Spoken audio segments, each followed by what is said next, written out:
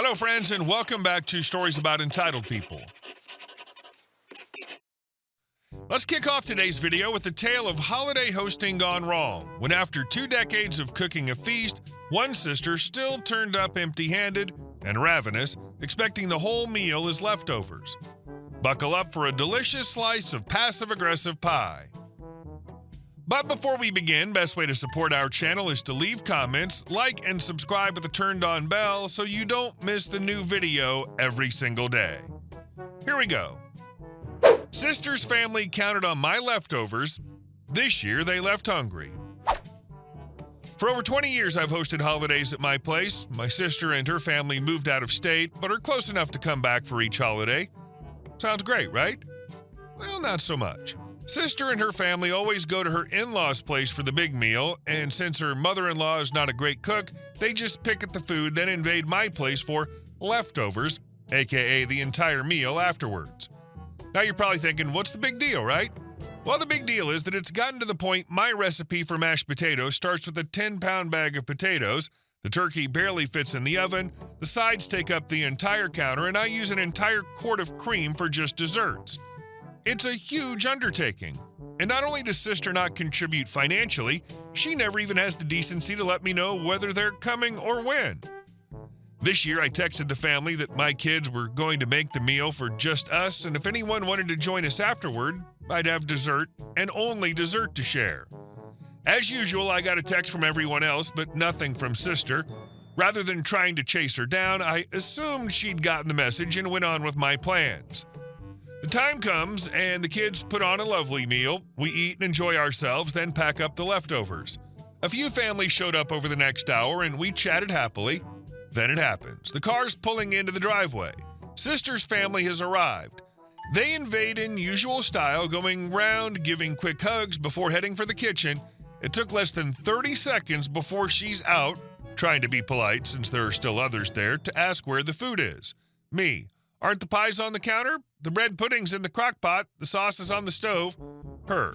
Yes, but where's the food? At this point, the others are starting to catch on to what's up and trading glances. Me. I told everyone that we were only doing dessert. Did you not get the message? Her. You know we can't actually eat at mother-in-law's house. We were counting on eating here before we drive back. Me. Well, I think there should be fast food open somewhere between here and your place. Her adult kids were trickling out of the kitchen at this point, looking around as if a turkey dinner is going to magically appear out of thin air, and everyone else is practically holding their breath waiting to see what happens. She spewed some not nice comments about how they were probably not going to find anything open and it was my fault they were going hungry, told the kids to grab something to eat in the cars, and stomped out. I don't know who lost their composure first, but I think it was my uncle who cracked and started laughing. Once we calmed back down, the rest of us had quite the nice evening, enjoying just desserts. She's going to treat you like a food stop before heading home. Maybe you should start meeting her at the door and asking for payment before she gets the food like a fast food joint would. And our second story. I can't rotisserie your frozen turkey, Karen.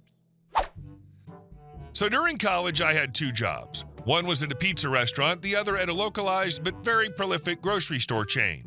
Think a few hundred stores all in the same couple counties of the same U.S. state. I primarily worked in the deli/hot food section of the grocery store. We had a very nice commercial rotisserie oven that we could spit something like 30 chickens on at once. 6 spit arms, 5 chickens to an arm. The chickens we used, it's crucial to note, were not taken from our store's meat section. They were shipped to us separately from the supplier. They were evenly sized, contained packets of the seasoning mix we were supposed to sprinkle on them, were already pre-cleaned of giblets, and had been mechanically drilled through so we could easily spit them on the large roasting arms of the commercial-grade rotisserie. This last step is crucial because if you try to force an improperly prepped/undrilled bird onto one of those very large spit arms, the odds are high the bird will fall apart into the oven and start burning and smoking. We found that out the hard way when the supplier sent us a couple that weren't properly prepped. Usually we cooked enough chickens each day to meet everyone's demands, but every once in a while, when we had an unusually busy day and ran out when it was too late to make more, we would have a customer bring a whole chicken from the meat section and ask if we could cook it. Mercifully, when we explained all of the above, plus the fact we weren't just going to run the entire expensive oven for just one bird, people would typically say, "Oh, okay," and leave without pestering us further. In fact, most people began the inquiry with, "I know the answer is probably no, but..." So they weren't too disappointed. Sometimes we get a remark from our manager afterward about we should have prepped more birds, but that was the extent of it. Now on to the story. It was well publicized that this chain of stores around U.S. Thanksgiving offered a pre-cooked meal special. But the thing was, you had to pre-order it well in advance. The reason being, part of that special involved us stocking a fixed amount of turkeys that were specially prepped for the oven, just like our chickens usually were, to cook in the rotisserie. We would have a special crew to stay after closing the day before Thanksgiving to cook these turkeys and their accompanying sides overnight so people could pick them up Thanksgiving morning. Once we had taken enough pre-orders to account for all our turkeys, we couldn't take any more orders because the supplier wouldn't send any more turkeys. This was well publicized in all our TV ads, on signs on the door, and the deli, and the cash register, on the website, you name it. One year we were swamped with pre-orders and actually ran out of pre-drilled turkeys about 10 days prior to Thanksgiving. Usually it was 3 or 4. My manager, foreseeing potential disaster, bought some bright, and I do mean bright, think obnoxiously bright and hurting your eyes, neon-colored paper and wrote in black bold letters that we could no longer take pre-orders. We were out of turkeys. He posted these signs all over the store, every entrance, every exit, the frozen section, the produce section, the butcher, the dry goods, and of course our own section in deli/hot foods. We get through the next couple of days just fine. His plan seems to have worked. But then the day before Thanksgiving, enter 50-odd-year-old entitled lady. And yes, she had the certain haircut, quite literally, with one of my manager's childish neon with black letters, "You can't possibly miss it" signs right next to her. She starts begging and pleading and sob-storying me into trying to somehow get a Thanksgiving meal pre-order in for her. I try to be as nice to her as I can, initially thinking she's just distraught, but then she suddenly runs off. I think that's the end of it. But then she comes back with a truly gigantic turkey from the frozen meat section. "Here, I brought you a turkey. Put it with the others." Now I have to take a deep breath and try to explain why I can't do that. The bird isn't prepped. The bird is too big and won't cook at the same speed as the others. I don't know how long she's had it out of the freezer, so it's a sanitation issue. It's not drilled through, and I'd tear it up trying to spit it, etc.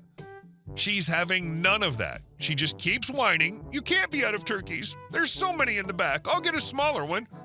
I really need this," etc. Naturally, I'm thinking, why did you even think you'd be able to come in the day before Thanksgiving anyway when the store is slammed and the ad said, "Order now/order soon," and we've got signs saying we ran out of turkeys 9 days ago? But I can't say that.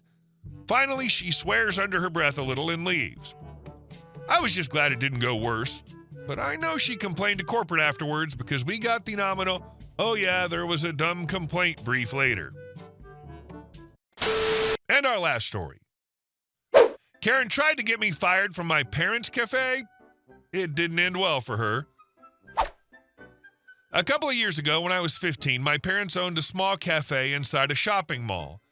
They didn't have much staff, usually just 1 or 2 employees, so whenever I tagged along, I'd help out by greeting customers and taking orders. It wasn't a fancy place, but it was cozy, and regulars loved it. One afternoon, things were slow. Just one friendly older man sat in the corner sipping coffee. My parents were in the back room, technically the smoking area, but could see out into the cafe through an open doorway. That's when she walked in. Let's call her Karen. You know the type, loud, entitled, and clearly ready to make someone's day miserable. Karen strutted in, gave the cafe a quick glance, and sat down at the table right by the door. I walked over with my notepad, ready to take her order. Me. "Good afternoon, ma'am. Are you ready to order?" Karen, staring at me like I'd insulted her existence. "What?" Me, a little confused. Are you ready to order?" Karen. "Kid, I don't have time for your crap. Go find your parents before I call someone to drag you out of here." Mind you, I had a name tag on. It literally said I worked there. I pointed to it. Me. "I do work here, ma'am. Here's my badge." Karen. "Oh, please, that's obviously fake. Wait till I tell the owner. He's a good friend of mine. You'll be fired." For context, my mom was the owner. So much for her imaginary friend. Me. Well, ma'am, my mom's the owner. She's right over there if you want to ask. Karen, face turning red. How dare you talk back to me? Suddenly, she grabbed my arm, stood up, and tried dragging me toward the door. Karen, I'll do everyone a favor and get rid of you myself. By now, my parents had seen what was happening. My dad bolted out of the back and rushed over with one of our employees right behind him. Dad, let him go. That's my son. He pulled me free from her grip. Karen, how dare you touch me? I'm reporting all of you to the owner. Mom, calm but furious, I am the owner. Karen, laughing nervously, liar, prove it. She gave my mom a shove on the shoulder, not hard, but enough to cross the line. That's when the mall security, who'd been watching from a distance, walked over. My mom waved them in.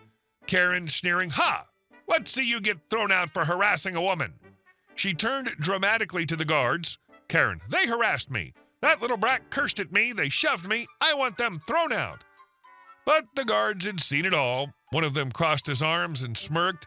Guard, sure, let's go talk about it with mall management. Karen, paling fast. What? Me? You're throwing me out? I know the mall owner. Guard, perfect. He'll want to hear all about this. Karen was escorted out. I was shaken, so my mom took me home while my dad stayed behind to sort things out. When he got home later, he told us Karen had melted down in front of the mall manager, sobbing and begging not to be banned, blaming stress for everything. But Dad wasn't having it. The mall banned her for good. The police showed up briefly, but by then it was handled and she was sent packing. Looking back, we laugh about it, but at the time, I never wanted to see another Karen again. And honestly, I still don't. From the moment Karen stormed in with that signature entitled attitude, you just knew this wasn't going to end well for her. While it must have been stressful in the moment, the fact that your family can laugh about it now shows just how thoroughly Karen's plan imploded. Stories like this remind us that while the world may have plenty of Karens, sometimes, just sometimes, they get exactly what they deserve. Hey guys, thank you all for watching the video. I'll see you in the next one.